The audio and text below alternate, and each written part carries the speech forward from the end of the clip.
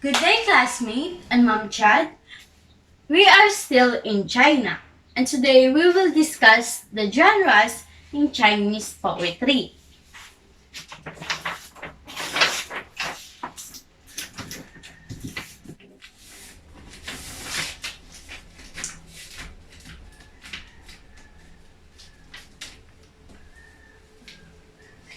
Genres in Chinese poetry has always been highly valued in Chinese culture and was considered superior to prose. Genres in Chinese poetry. In China, the poetry are highly respected and it has been favorite literary style for thousands of years. Chinese language ancient poetry still remains to our study because it is included to the culture of China.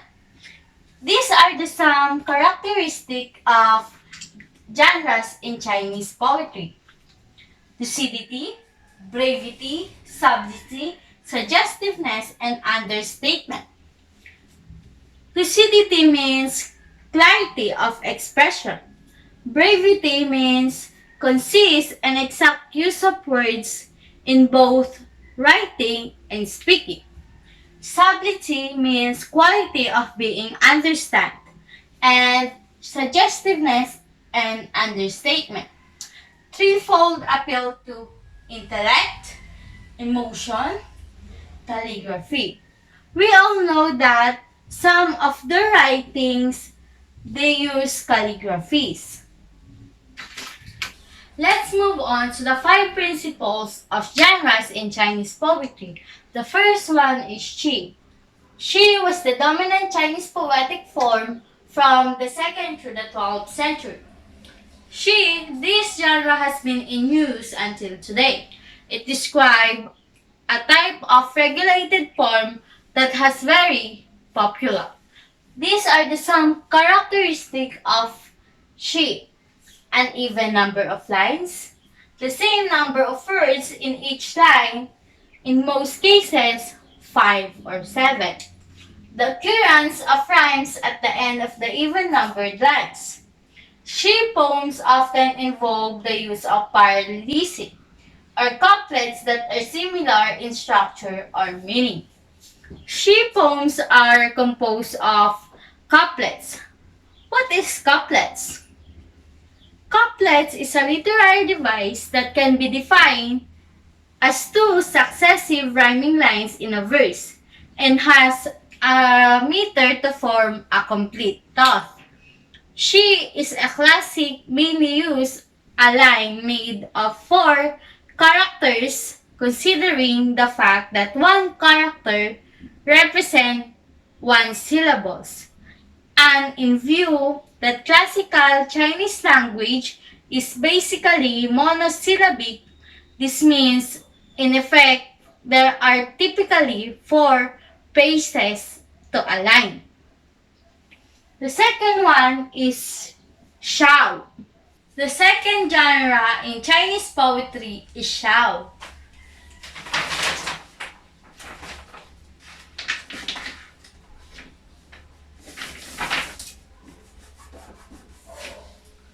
Xiao was inspired by Li Xiao, or In Counting Sorrow, a poem of lamentation and protest authored by China first known Greek poet Chu Yuan.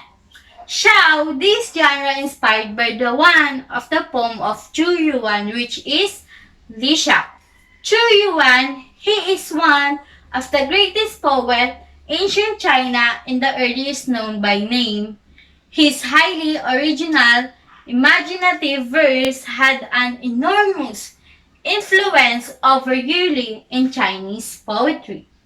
An usually long poem consisting of 2 parts, an autobiographical account that is confusion in overtones, a narration of an imaginary journey undertaken by the persona.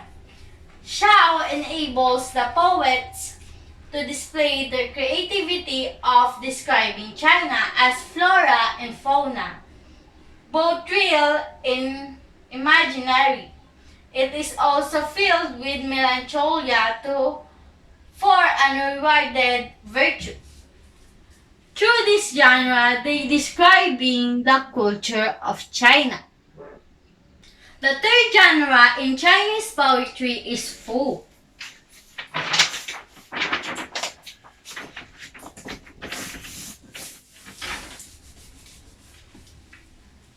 Fu was a poem partially expository and partly descriptive involving a single thought or sentiment usually expressed in a reflective manner. Language ranges from the simple to the rhetorical. Fu becomes especially suitable for description and composition in assessment to the greater subjective lyrical shout. The factors of Fu form encompass a long line and the use of balanced parallel terms. Using rhyme places, it's somewhere between poetry and prose. The fourth genres in Chinese poetry is Lushi. Lushi is regulation poetry, was developed during the Tang Dynasty, but has remained popular even in the present times. An octave consisting of 5 or 7 syllabic verses with a definite rhyming scheme with all even lines rhyming together and the presence of the shishora in every line. Thus, emotion evolves from the setting or atmosphere and the two becomes fused, resulting in a highly focused reflection of the persona, as loneliness but determination to struggle. Lushi poetry contains 2 or extra sets of balanced parallel couplets of 5 or 7 syllables to a line. This poetic form became evolved and set up in the course of the Tang Dynasty and has elements not unusual in haiku.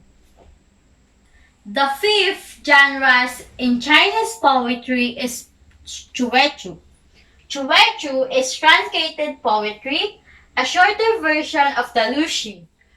It was also popular during the Tang Dynasty. It contains only 4 lines but within its 20 or 28 syllables are characters who are vivid pictures of natural beauty. Chuechu comprise of the primary and final couplets of the Lushi and required composition, improvement, and determination but not the parallelism of the central couplets. The last genre in Chinese poetry is Chu. Chu was identified with the Tang Dynasty. It is not governed by a fixed number of verses nor a fixed number of characters per verse. The Chu lyrics to the tunes of popular melodies.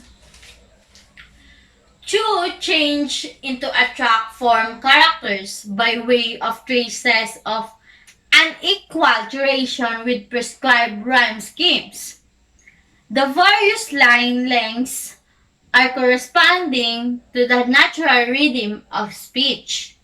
Chinese poetry was numerous rhetorical devices such as simile, metaphor, and personification, in the same manner used by Western poetry, but with much greater restraint.